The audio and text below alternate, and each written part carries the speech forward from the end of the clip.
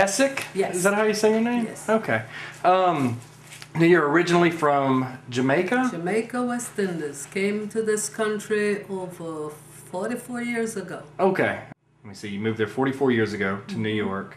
And then when did you leave New York? I left New York a year and a half after the last World Trade Center incident. Okay, Yes. so after the I 9/11, retired, yes. 2001 tragedy, Yes. you left New York. And you came straight here? Yes. Okay. Now you had a personal experience Yes, with I the did. 9/11 tragedy. Would you mind just telling me about what happened that day?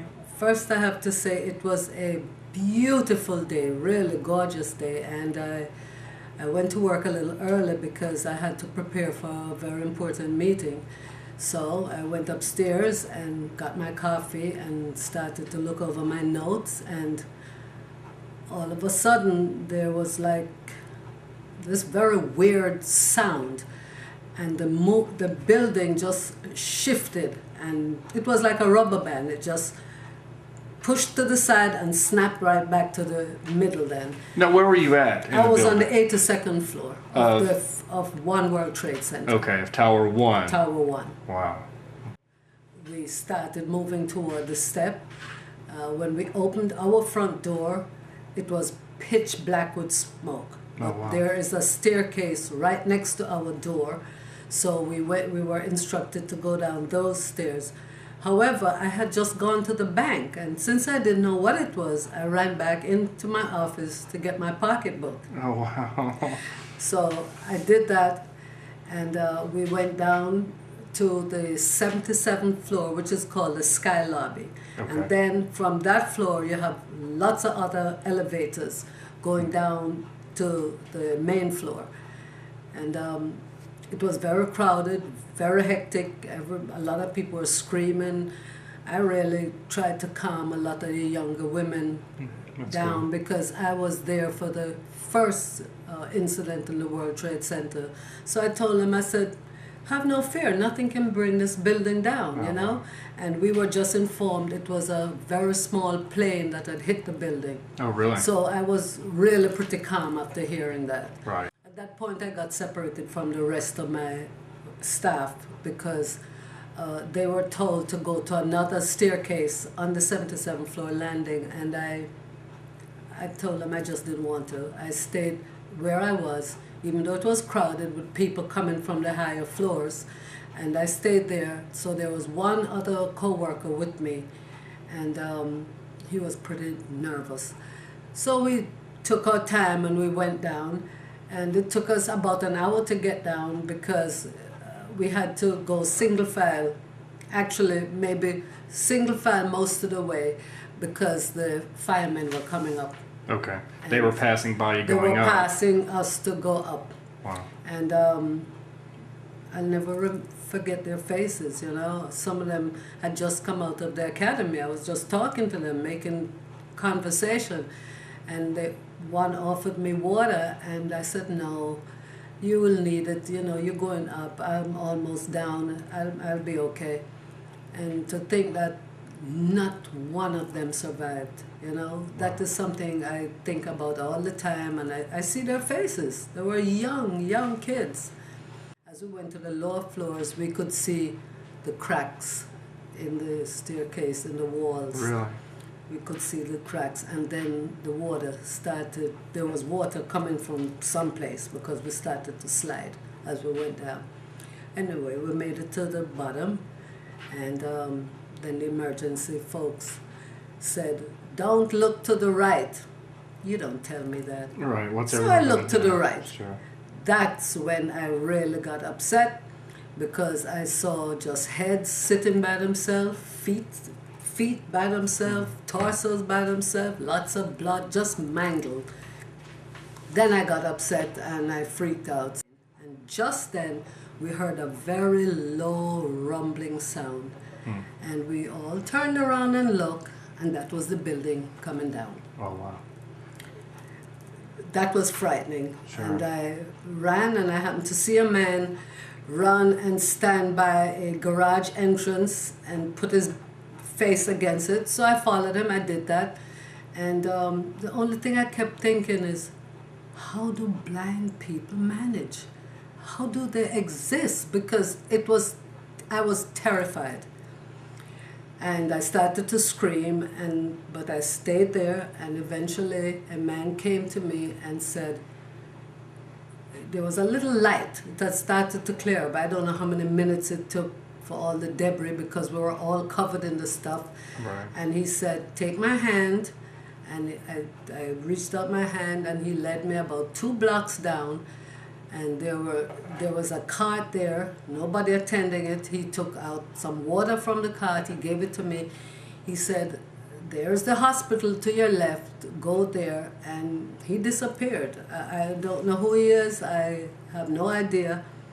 I went to the hospital, met up with some of my co-workers, and then they told me their horror stories from the staircase that I did not go down. All the burn victims were on that staircase. Oh, really? Yes.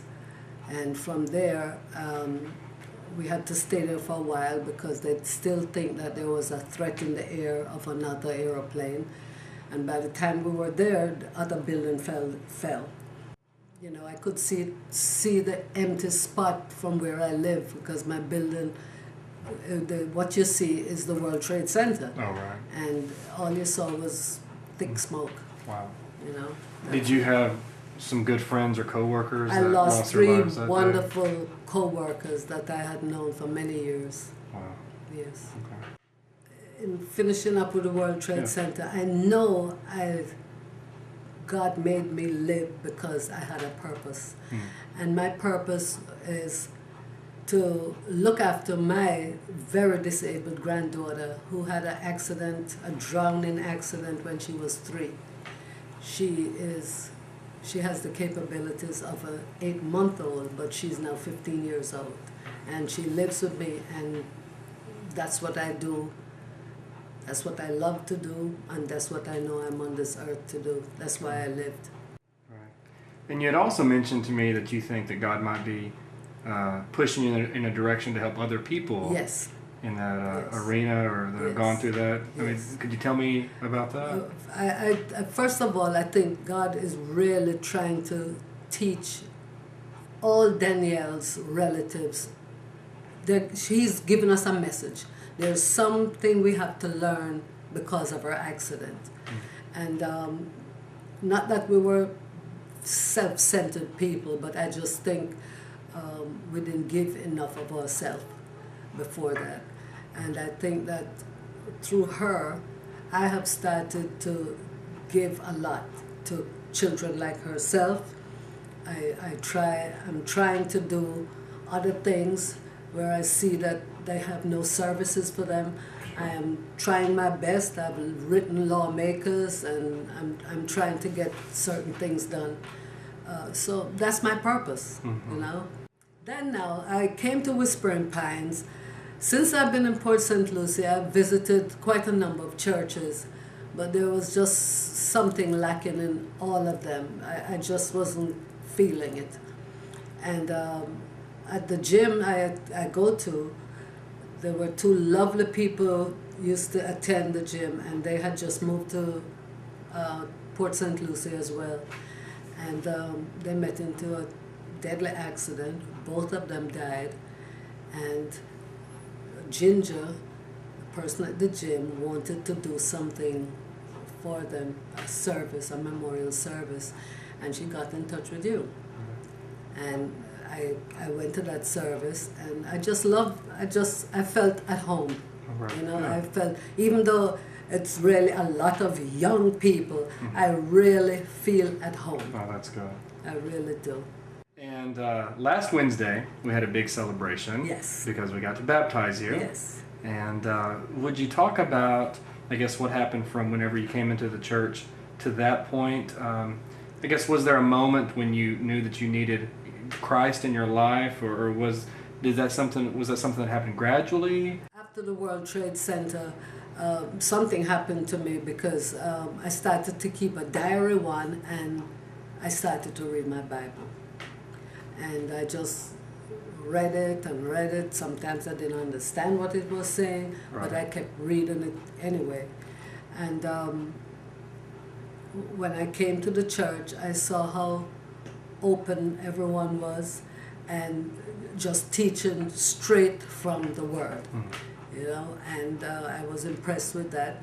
And I just kept reading, and I know I have a long way to go, but I know He's in here.